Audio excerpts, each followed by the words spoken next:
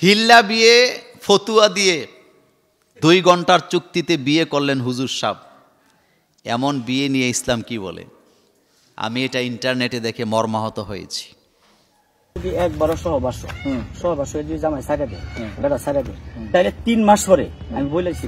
আমি তো ওই জিনিসটা বুঝছি না যে একজন আলেম মানুষ খেয়ে তো সবই বুঝ। খুব কষ্ট পেয়েছি। প্রথম কথা হলো হিল্লা বিয়ে ইসলামে জায়েজ নাই, এটা নোংরামি, এটা ইহুদিদের কাছ থেকে আসছে। ইহুদিরা সকালে তালাক দেয়, বিকালে হিল্লা দিয়ে হালাল করে। হিল্লা মানে হালাল করা। কি করা? হালাল করা। ইসলামী শরীয়তে কোনো স্বামী যদি তার স্ত্রীকে তালাক দেয় অথবা স্বামী স্ত্রী যদি খোলা তালাক নেয়, তাদের জন্য পুনরায় আর বিয়া জায়েজ নাই। হ্যাঁ, জায়েজ আছে একটা পদ্ধতিতে, তবে এই পদ্ধতি কৌশলগতভাবে নয়, জানাশোনাভাবে নয়।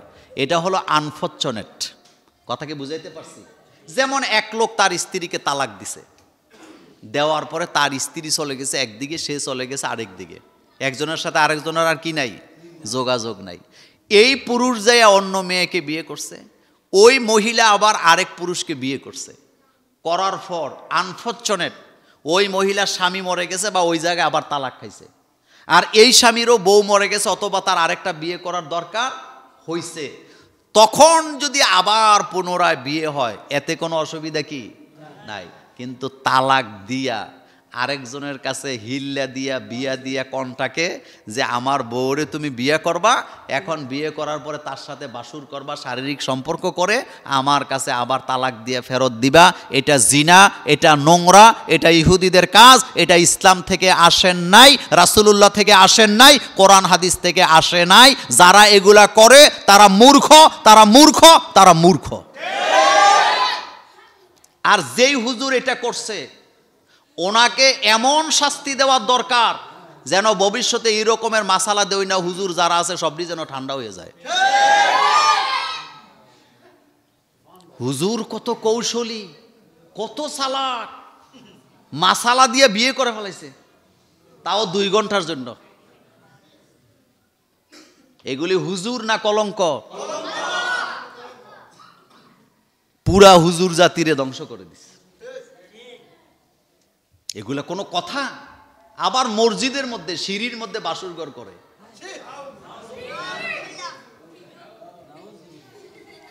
এজন্য সাবধান।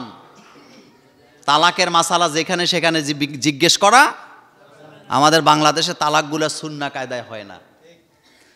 কেউ যদি তার স্ত্রীকে তালাক দেয়, মহিলা মাসিক হবে, হওয়ার পরে সে যখন পবিত্র হবে 1 তালাক দিবে।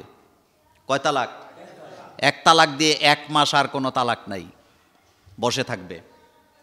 এই 1 মাসে যদি যেই কারণে তালাক দিছে স্ত্রী যদি সংশোধন হয়ে যায়, তাকে ফিরিয়ে নিয়ে আসেন, কোনো অসুবিধা কি নাই। এনে আপনি তাওবা টওবা করে তার সাথে সংসার করেন। কিন্তু 1 মাস পরেও সে সংশোধন হইল না, এবার দ্বিতীয়বার যখন আবার মাসিক হইছে, আবার মাসিকের পরে 1 তালাক দিবেন। তাহলে তালাক হইল কয়টা? দিয়া বসে থাকেন আবার 1 মাস। এবারও যদি সে সংশোধন হয়ে যায়, আপনি তাকে ঘরে নিয়ে আসেন, তার সাথে সংসার করেন, আপনি বিয়ে করেন আবার তাকে, কোনো অসুবিধা কি নাই। এটাই সুন্নাহ।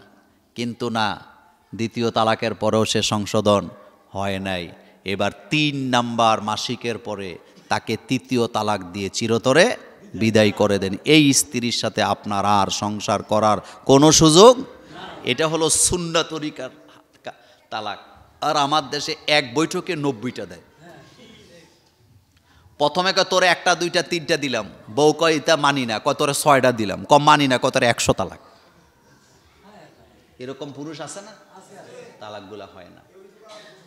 যেই মহিলার সাথে এই ঘটনা ঘটছে, আপনি কি চিন্তা করেন সে তো আপনার বোন, আমার বোনও হতে পারত।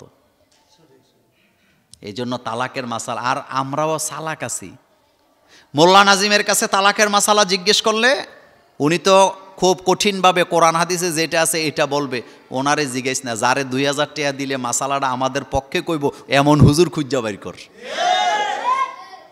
এই চরিত্র আমাদের, এই চরিত্র তালাক শব্দটা কখনো মুখে উচ্চারণ করবেন না। স্ত্রীর সাথে ঝগড়া হোক, মারামারি হোক, যা হোক হইতে থাক, এই জায়গায় কখনো যাবেন না, এই জায়গায় কখনো যাবেন না। অসৎ চরিত্রের পুরুষেরা তার স্ত্রীকে তালাকের ভয় দেখায়, সৎ চরিত্রের লোক কখনো এই ধরনের ভয় দেখায় না। আপনি যদি তার সাথে সংসার নাই করতে পারেন, সেটাও পদ্ধতিতে যাবেন। আপনার সমাজ আছে, আপনার পরিবারের লোকজন আছে, মুরব্বীরা আছে, তাদেরকে নিয়ে বসে সিদ্ধান্ত নেবেন। কিন্তু আপনি একা একা প্রতিদিন তোরে কিন্তু দিলামও তো হেবিডি করে দে, তো হেতে করে দিলাম। আমি এটি ছোটবেলা দেখছি এরকম ঝগড়া, আপনারা দেখছেন না বোধহয়? তোরে কিন্তু দিয়া দেন, তো দে, তুই কতই দিস জীবনে আমার। এগুলা কি কোনো ভালো পুরুষের কাজ? এগুলো কখনো করবেন না। আরেকটা কথা, লাস্ট কথা বললাম, হিল্লা বিয়া ইসলামে কি নাই? এটা ইহুদিদের থেকে আসছে। রাসূল সাল্লাল্লাহু আলাইহি ওয়াসাল্লাম বলছেন, যারা হিল্লা দেয়, যারা হিল্লা নেয়, উভয় পক্ষকে আল্লাহ এবং আল্লাহর ফেরেশতারা লানত করে। কি করে? লানত করে। একেবারে স্পষ্ট সহিহ হাদিস, অনেক হাদিস এই ব্যাপারে আসছে। যারা হিল্লা দেয়, যারা হিল্লা নেয়, উভয় পক্ষকে লানত করেন কে? আল্লাহ পাক।